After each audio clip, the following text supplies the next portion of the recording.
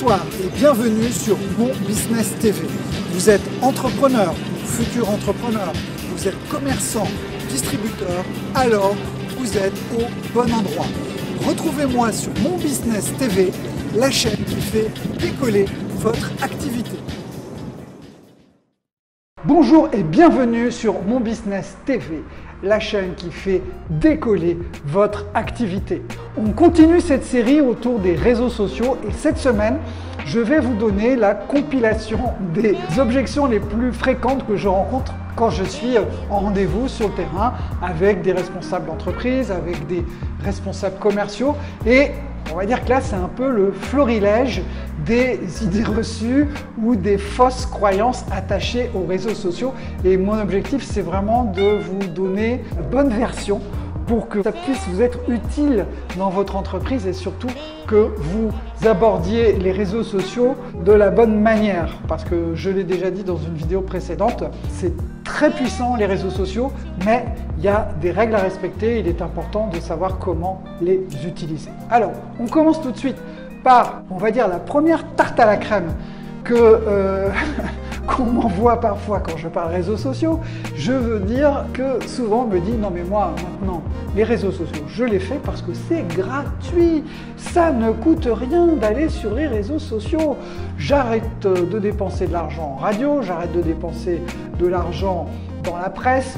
Maintenant, moi, j'ai compris, ça se passe sur Facebook, j'envoie mes posts et comme ça me permet d'être vu. Alors, comment vous dire ?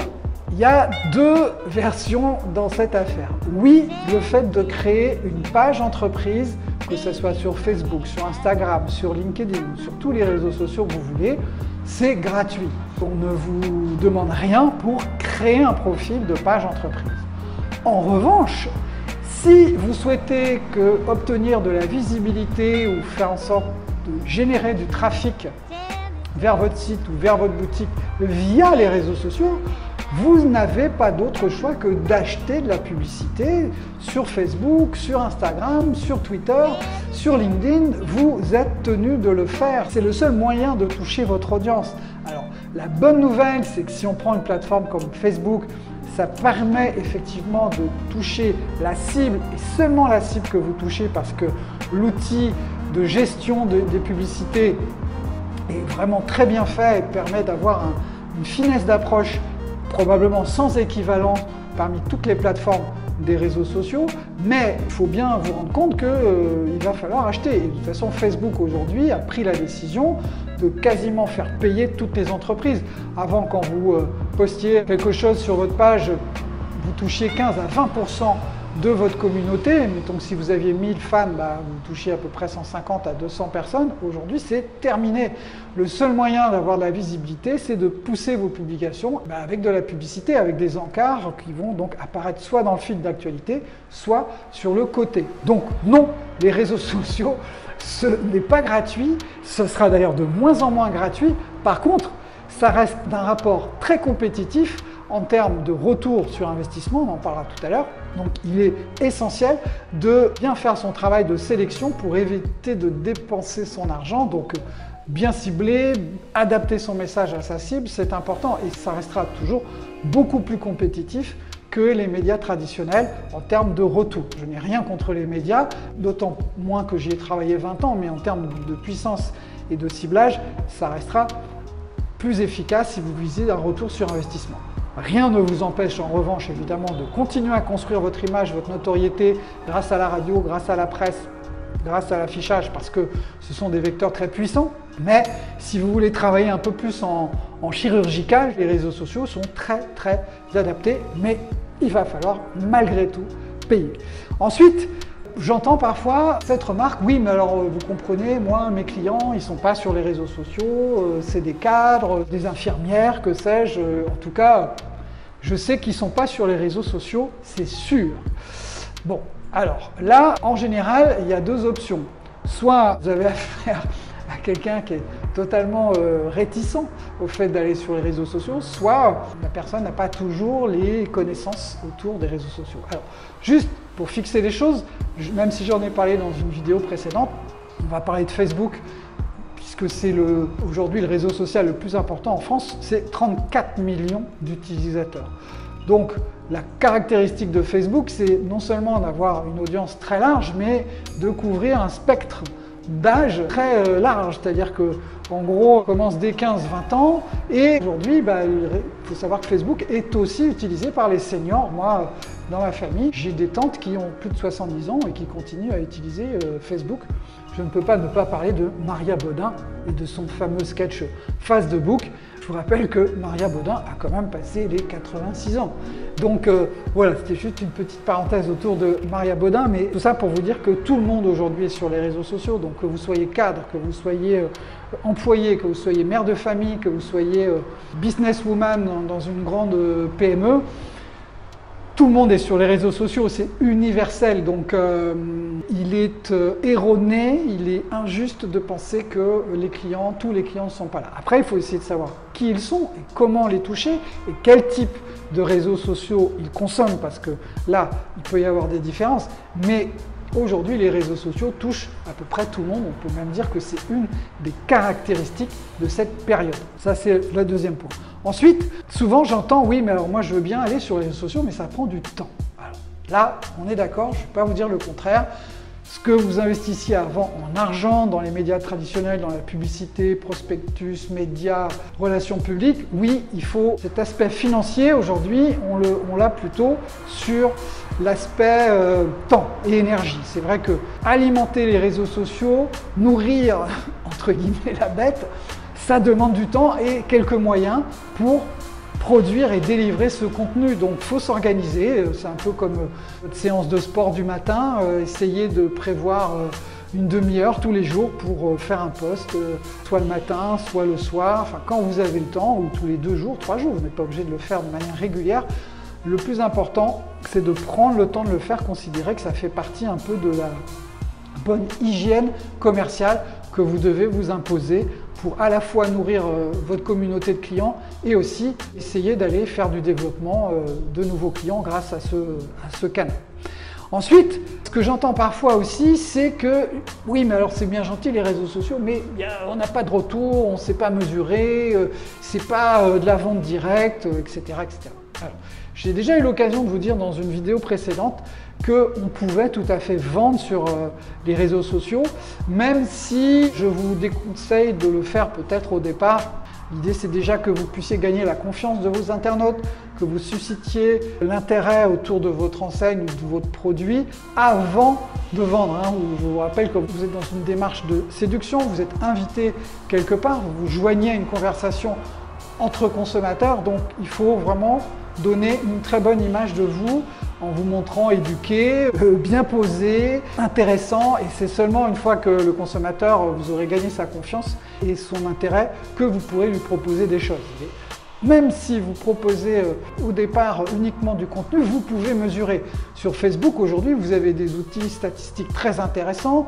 Vous savez combien de personnes ont vu votre post, combien de fois ils sont allés dessus, combien de temps ils ont pu y rester, est-ce qu'ils ont cliqué sur le lien, par exemple, qui est envoyé sur votre site, combien de j'aime, quel engagement ça a généré, combien de commentaires, combien de partages. Bref, vous avez énormément d'outils, de contrôle, d'informations, plus que sur n'importe quel autre média. Et surtout, c'est vous qui le pilotez, puisque vous avez accès à cette information sur votre page entreprise. Donc c'est une mine d'informations.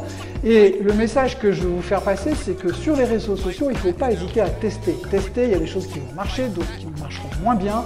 Mais ce qu'il faut bien retenir, c'est que vous devez impérativement faire des essais. C'est pour ça qu'il ne faut pas investir trop d'argent, trop le même jour, etc. etc. Il faut plutôt panacher ses actions. Ok? Voilà, ça c'était sur la partie oui, vous pouvez mesurer votre retour sur investissement. Si vous avez un lien par exemple sur votre site internet avec ce qu'on appelle un pixel, vous pouvez avoir en fait même le taux de conversion de vos visites depuis Facebook sur votre site internet pour voir comment ça se traduit au niveau des ventes. Donc ça c'est super important. Ensuite, on me dit oui, mais alors les réseaux sociaux, bon, déjà ça demande du temps, puis en plus il y en a beaucoup, donc ça demande à être partout. Là, la réponse que je donne en général, c'est que ça ne sert à rien de vouloir empiler les réseaux sociaux. Vaut mieux en faire un ou deux correctement, en produisant du contenu de qualité, en amenant de la valeur, plutôt que de vouloir tous les faire les uns après les autres. Ça ne sert à rien. D'autant que, comme je vous l'ai dit, la plupart du temps, le réseau social correspond à votre cible. Mais dans un premier temps, je serais tenté de vous dire, et je n'ai aucune action chez Facebook, commencez déjà par bien travailler Facebook parce que ça offre quand même énormément de possibilités. Le gros avantage de Facebook, c'est qu'à la fois vous avez une grosse audience et vous avez aussi des possibilités de ciblage qui sont très larges. Donc de fait, ça vous laisse quand même beaucoup de possibilités et rien ne vous empêche ensuite d'affiner en fonction de votre cible sur Twitter, sur Instagram, sur LinkedIn si vous êtes en B2B par exemple. Mais ce qu'il faut, c'est déjà commencer par le début, c'est-à-dire faire un test grandeur nature sur 1-2 réseaux sociaux avant de vous occuper des autres. Ensuite, autre remarque que j'entends, c'est dire oui, mais alors comprenez, l'image que je projette, ça va peut-être avoir un impact négatif auprès de mes consommateurs, je ne sais pas si je dois y aller. Voilà, est-ce que c'est vraiment très sain pour une entreprise que d'aller sur les réseaux sociaux? Et là, la réponse que je vais vous donner, elle est simple. C'est que vous soyez ou non sur les réseaux sociaux, de toute façon, les internautes ont déjà une image de vous, ont déjà une image qui circule. Si vous voulez contrôler cette image, le mieux que vous ayez à faire, c'est d'aller sur les réseaux sociaux en respectant les règles, comme je l'ai dit précédemment, mais il faut impérativement faire ce travail parce que je dirais que la personne la plus qualifiée pour parler de vous, c'est quand même vous, justement. Donc, quitte à contrôler sa communication, quitte à délivrer un message officiel, autant que ça soit vous qui le fassiez. C'est beaucoup plus simple. Quitte à vous faire accompagner ou à trouver ou à former des ressources pour le faire en interne. Mais de toute façon, il faut y aller. C'est un incontournable du marché d'aujourd'hui, qu'on aime ou pas les réseaux sociaux. Et je respecte parfaitement les avis divers. On peut ne pas aimer les réseaux sociaux, mais on ne peut pas faire comme s'ils n'étaient pas là. C'est-à-dire que la pire des choses que vous puissiez faire sur les réseaux sociaux, c'est de ne pas réagir à des commentaires, qu'ils soient négatifs ou positifs, parce que si vous êtes indifférent, le consommateur va avoir le sentiment que vous n'avez aucun respect ou aucune forme d'empathie ou d'écoute pour le client, qu'à preuve du contraire, c'est le client qui fait tourner l'entreprise. Donc écoutez ce qui se dit sur vous, c'est quand même essentiel et pour maîtriser votre communication, le mieux, c'est d'y aller. Et si vous avez des réticences, si ce n'est pas un outil sur lequel vous êtes à l'aise, je répète ce que je vous ai dit, soit vous trouvez des ressources en interne que vous formez, mais à condition qu'elles soient qualifiées, soit vous faites appel tout simplement à un prestataire, là aussi, qui a les compétences et la disponibilité requises. Alors, ce que j'entends parfois aussi, c'est les jusqu'au-boutistes. C'est-à-dire que, autant il y a des gens qui sont allergiques aux réseaux sociaux, qui vont vraiment sur la pointe des pieds, autant il y a d'autres clients qui sont, eux, motivés, qui ne veulent faire que des réseaux sociaux, qui ne veulent plus entendre parler du reste. Et là, je dis attention aussi.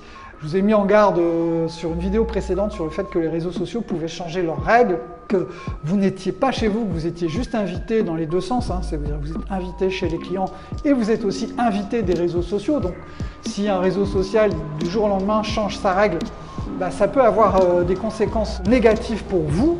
Donc il est important d'avoir ça en tête. Donc le mieux, c'est de se dire, je panache, j'ai mon site internet et ne négligez pas les médias traditionnels. La radio, les magazines, l'affichage, tout ça, ce sont des vecteurs de construction d'images, de notoriété. Vous pouvez aussi faire appel au marketing direct. Vous pouvez faire des campagnes de relations publiques ou de relations presse. Ne négligez aucun canal. Les réseaux sociaux sont un canal important, mais ils ne remplacent pas pour autant tous les autres canaux. C'est pas l'un à la place de l'autre. Disons qu'aujourd'hui, votre mix marketing, c'est justement l'utilisation à la fois des outils digitaux, mais aussi des outils traditionnels. Et c'est en faisant la synthèse entre les deux que vous allez obtenir des résultats. Il faut prendre, c'est ce que je dis souvent, le meilleur des deux mondes, le meilleur de digital et le meilleur de la vie réelle. La seul intérêt et je dirais la principale différence avec le marketing d'avant, c'est qu'aujourd'hui, vous n'êtes plus obligé de passer par les médias. Avant, vous n'aviez pas le choix. Aujourd'hui, c'est une option. Et surtout, les coûts, notamment en achat d'espace, n'ont rien à voir. Ici, en Martinique, si vous voulez faire une campagne d'affichage grand format sur 7 jours, par exemple, puisque j'y ai travaillé quelques années, si vous additionnez le coût du réseau et le coût de la fabrication des affiches, ça vous coûte environ 8 à 9 000 euros pour une semaine d'affichage. Bon, vous voyez qu'avec 8 000 ou 9 000 euros, on a déjà un budget dans le digital. Vous pouvez faire un site, vous pouvez acheter de l'espace sur Facebook et sur les autres supports. Vous pouvez même vous offrir peut-être à ce prix-là un prestataire extérieur qui va travailler pour vous soulager un peu tout ça au quotidien. Les réseaux sociaux, ce n'est pas la panacée. C'est un canal, et un canal stratégique, mais il ne remplace pas pour autant tous les autres. Ensuite, l'objection que j'ai, c'est on me dit, ok, alors déjà j'ai pas le temps et en plus, franchement, j'ai pas d'idée sur ce que je peux dire. Qu'est-ce que je peux envoyer comme contenu sur ma communauté, auprès de mes clients? Je ne suis pas inspiré, j'ai pas d'idée.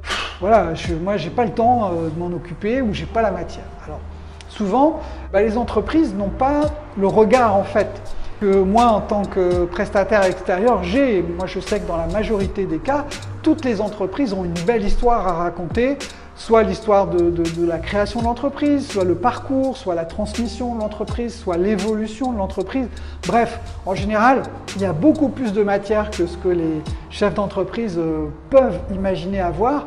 Et moi, le travail, c'est souvent de discuter, de m'entretenir avec eux pour justement qu'ils me racontent leur histoire de manière à ce que on puisse alimenter ensemble les posts, voilà, raconter l'histoire de votre produit, raconter les conditions de sa fabrication si vous êtes transformateur, raconter peut-être si vous êtes distributeur, où est l'endroit où est acheté votre produit, dans quelles conditions il est fabriqué. Bref, on a toujours de la matière, il faut juste se poser, entre guillemets, pour essayer de trouver suffisamment d'éléments pour alimenter, encore une fois, la machine. Ensuite, encore une objection très classique, c'est de dire, bon, ok, les réseaux sociaux, je veux bien y aller, mais moi je sais que ça ne sert pas à vendre. Moi j'ai des commerciaux, j'ai le site internet, à la limite je veux bien, mais les réseaux sociaux pour moi, c'est juste de la parlotte, on vient juste montrer le bout de son nez, et ma foi, ça ne m'amène pas de résultat. Alors là aussi, je voudrais tordre le cou à cette perception. Là, je coupe le cliché en deux, je fais des lanières. Pourquoi? Parce que c'est une contre-vérité. On peut parfaitement vendre sur les canaux sociaux à condition de respecter certaines règles et à condition de ne pas brûler les étapes. Je vous en ai déjà parlé. Il faut se faire apprécier, il faut se faire accepter, il faut donner des gages de qualité, de confiance avant de dire écoutez, là vraiment j'ai quelque chose d'exceptionnel à vous proposer. Alors, une fois que vous avez construit cette relation à travers la valeur du contenu que vous avez diffusé, oui, vous pouvez commencer à vendre vos produits. Et le meilleur exemple, c'est celui que j'ai repris, c'est que sur une vidéo précédente, j'ai des clients qui vendent directement par Instagram. Là, j'ai une entreprise à laquelle je pense qui est à la fois installée en métropole et aux Antilles, qui vend de magnifiques serviettes de bain de grande qualité. Elle les met en valeur dans leur contexte d'utilisation autour de la planète sur les plus belles plages du monde. Et du coup, ça lui permet d'avoir une exposition intéressante et d'avoir plus de 50 000 fans sur son compte Instagram. Idem, il y a deux petites Françaises qui ont créé une ligne de maillots de bain et aujourd'hui ça fait un buzz mondial. Pourquoi? Parce qu'elles mettent ces maillots là aussi en situation et elles vendent directement depuis Instagram leurs maillots, comme d'ailleurs la marque à laquelle je pense qui s'appelle House of CB, qui a été créée par une jeune anglaise aux formes généreuses et qui avait un mal de chien à s'habiller. Elle a décidé de créer cette collection parce qu'elle était, ma foi, dotée de formes assez généreuses. Elle n'arrivait pas à s'habiller correctement, soit on va dire que c'était trop strict, soit dès que vous avez des formes, malheureusement, on va dire qu'en termes de mode, c'est vite un peu olé olé et ça peut vite virer, disons, pas très classe quoi. Et là, son obsession, quand elle était jeune, c'était de trouver des vêtements. Donc comme elle ne trouvait pas, elle a décidé de créer elle-même sa propre ligne. Coup de chance, elle a croisé 2-3 personnes influentes et une personne du showbiz qui a joué le jeu et qui a accepté ses créations. Et puis ça a fait un buzz et aujourd'hui, House of CB, retenez ce nom, je vous mettrai le lien dans la description. Aujourd'hui, c'est un buzz, elle vend grâce aux réseaux sociaux, elle poste sur Facebook, elle poste sur Instagram. Et grâce aux stars en fait, qui portent ces vêtements, elle a une visibilité évidemment mondiale. Elle a bien utilisé les réseaux sociaux aux fins de vendre.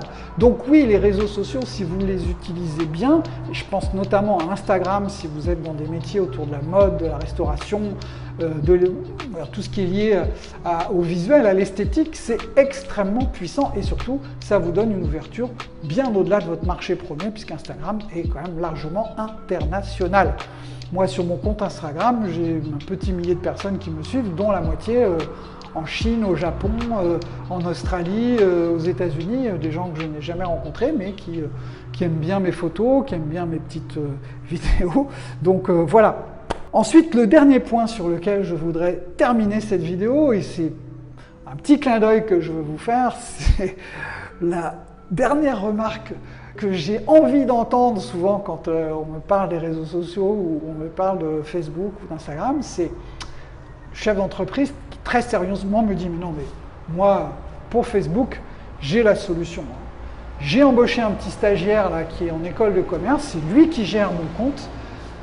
Il est formidable, bon, il ne connaît pas trop l'entreprise, mais il connaît très bien Facebook. » Je reviendrai dessus tout à l'heure. Deuxième remarque que j'entends, oui, alors moi, mon fils, il est hyper au point sur Facebook, donc il a 16 ans, donc c'est lui qui s'occupe en gros de ma communication. Et là, je dis, stop, stop, arrêtez tout. Alors pourquoi je vous dis ça? Parce qu'on peut être un très bon utilisateur de Facebook ou d'Instagram ou de Snapchat, ce qui est le cas de la plupart des enfants qui ont entre 10 et 15 ans, mais on n'est pas forcément un professionnel. Et pour bien parler d'une entreprise, bien maîtriser l'ensemble des composantes de l'entreprise, c'est-à-dire être capable de dialoguer avec les clients, de fournir des explications à des prestataires ou des fournisseurs éventuellement, mais il faut maîtriser super bien l'entreprise. Et la dernière personne que vous devez embaucher, c'est celle qui ne connaît pas du tout l'entreprise. Alors votre fils est peut-être très bien intentionné ou votre fille, mais si elle ne connaît pas l'entreprise, elle répondra forcément pas de la bonne manière aux commentaires. Et de la même manière, si vous embauchez un stagiaire qui découvre votre entreprise, c'est la personne la moins qualifiée pour traiter les demandes des consommateurs, pour répondre aux commentaires ou éventuellement poster du contenu autour de votre entreprise. Elle n'a pas les tenants et aboutissants. Moi-même, mes clients, avant que je n'envoie du contenu, je m'efforce de bien m'imprégner de ce qu'ils font, de leur vécu, de l'histoire, de tout ce qui fait l'entreprise. On ne s'improvise pas community manager ou manager en réseaux sociaux si on n'a pas un minimum de clés de compréhension de l'entreprise. Voilà, c'était les 10 objections les plus fréquentes et les 10 idées reçues, celles que j'entends le plus souvent. J'espère que, en tout cas, les réponses que je vous ai fournies vous ont éclairé. Oui, les réseaux sociaux, c'est formidable à condition d'avoir le mode d'emploi et surtout, débarrassez-vous de tout ce qui vous gêne. Et si vous avez des questions ou des remarques sur les réseaux sociaux, cette chaîne elle est à votre disposition. Vous pouvez m'envoyer vos questions, j'y répondrai avec plaisir. Dans l'intervalle, je vous dis bonne semaine, bonnes affaires, bon business et à la semaine prochaine pour une nouvelle vidéo. Bye bye.